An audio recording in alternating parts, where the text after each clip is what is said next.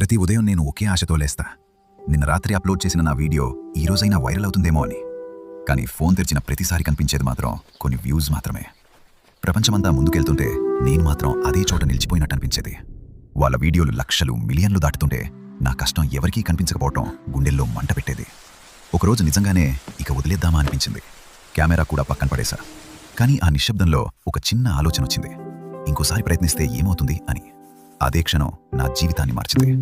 ఆ రోజు నుంచి వర్షం అయినా ఎండైనా రోజు ఒక వీడియో తీస్తూ, రాత్రిలో అందరూ నిద్రపోతే నేను మాత్రం నా కలల్ని ఎడిట్ చేస్తూ కష్టపడ్డా.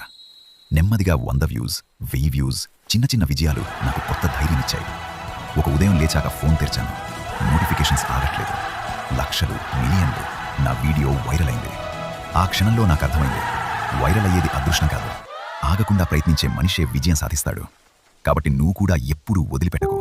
ఎందుకంటే నీ జీవితాన్ని మార్చే రోజు చాలా దగ్గరలో ఉండొచ్చు.